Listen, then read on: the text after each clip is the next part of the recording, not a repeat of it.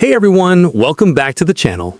In today's video, I'll walk you through how to download and install Microsoft Office 2025 legally on your PC or laptop. This version comes with the latest updates to Word, Excel, PowerPoint, Outlook, and more. So let's get right into it. First, make sure your device meets the system requirements.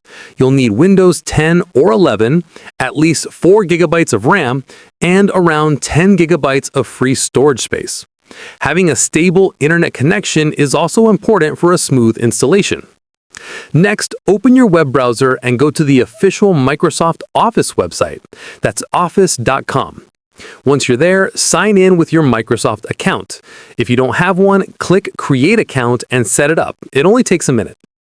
After signing in, click on Install Office in the top right corner of the page. From the drop-down, select Office 2025 Apps. This will start downloading the Office setup file to your computer. The file should be called something like setup.exe. Once the download finishes, go to your Downloads folder and double-click on the setup file. When the installer opens, click Yes to allow it to make changes to your device. Office will now begin installing automatically. You don't need to do anything else. Depending on your internet speed, this can take a few minutes. When the installation is complete, you'll see a message that says, "You're all set. Office is installed." Click Close and open any Office app, for example, Microsoft Word.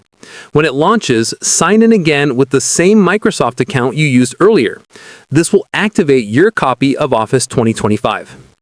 From here, you're ready to go. You can start creating documents, spreadsheets, and presentations right away. If you bought a license key separately, you can also activate Office by going to File, then Account, then Activate Product, and entering your key there. And that's it. You've successfully downloaded and installed Microsoft Office 2025. If this video helped you out, don't forget to hit the like button, subscribe for more easy tech tutorials, and comment below if you want a video on how to activate Office without any issues. See you in the next one.